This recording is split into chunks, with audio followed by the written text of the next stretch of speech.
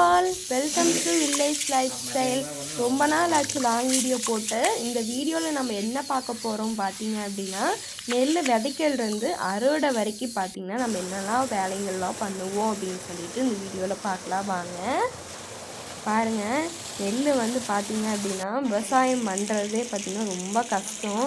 அது எல்லாத்துக்குமே தெரியும். ஆனால் அப்படியும் இருந்தாலுமே பார்த்திங்க அப்படின்னா மழை வெயில் எதுவுமே பார்க்காம நம்ம வந்து வேலை செஞ்சுக்கிட்டு தான் இருக்கணும் காட்டில். அப்படியே சேத்தலூரில் ஃபுல்லாக ஓட்டி போட்டாச்சு. நம்ம இங்கே பார்த்திங்கன்னா ஆளுங்க வந்து நடவு நடுறதுக்காக அந்த நாற்றெல்லாம் பிடுங்கிட்டு இருக்காங்க. அந்த ரெண்டு கொம்பளையிலும் எடுத்துடலாம் நடங்க எடுத்துடலாம் நடவா.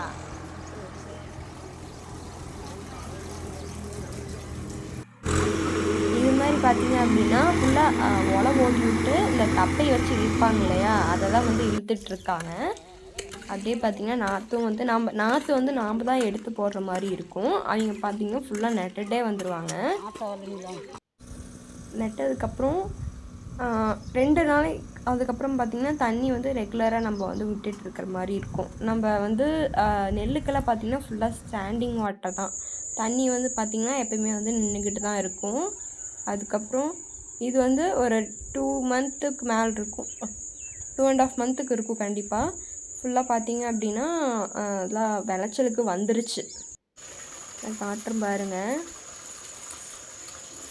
ஆனால் 3 மாதத்துலேயே பார்த்திங்கன்னா நம்ம வந்து அறுவடை பண்ணிடலாம். இந்த நெல்லெல்லாம் கண்டிப்பாக வந்து 3 மாதத்துலேயே பார்த்திங்கன்னா நம்ம அறுவடை பண்ணிடலாம்.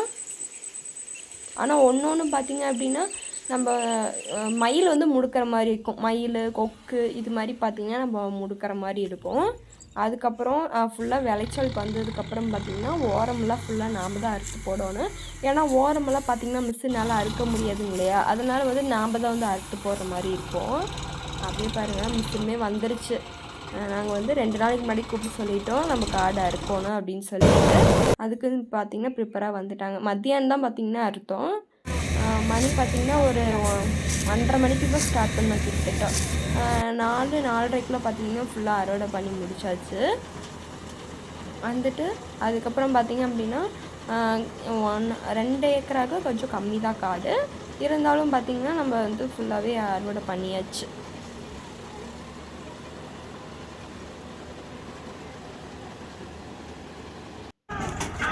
பாருங்கள், அந்த பொட்டி நம்புன்னே பார்த்திங்கன்னா நம்ம டிராக்டரில் தான் கொட்டோம், டெய்லரில் கொட்டிட்டோம். அதுக்கு போய் சொல்லிட்டுருக்காங்க. கொஞ்சம் பறி பிடிக்குது.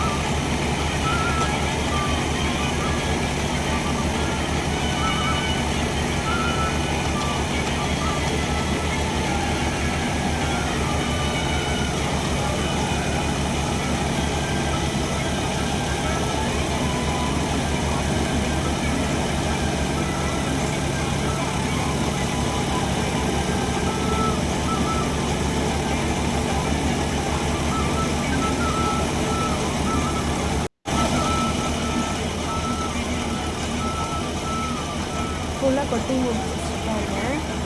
கொட்டி பார்த்திங்கன்னா 3 கொட்டி 3 மட்டும் அறுத்து 3 மட்டும் வந்து கொட்டுவாங்க. கொட்டினதுக்கப்புறம் பார்த்திங்க அப்படின்னா மில்லுக்கு எடுத்துகிட்டு போவாங்க. அது நான் காட்டுற மில்லுக்கு எடுத்துகிட்டு போகிறது எப்படின்னு சொல்லிட்டு. அதுவே பார்த்திங்கன்னா பில்லெல்லாம் அதுவே எடுத்துக்குது. அதுவே எடுத்து அடித்து அதுக்கப்புறம் நம்மளுக்கு வந்து நெல்லாக வந்து கிடைக்கிது. இது பார்த்திங்கன்னா உண்மையாலுமே ஆச்சரியமான விஷயந்தான் இப்படியெல்லாம் மிஷின் கண்டுபிடிச்சதுக்கு.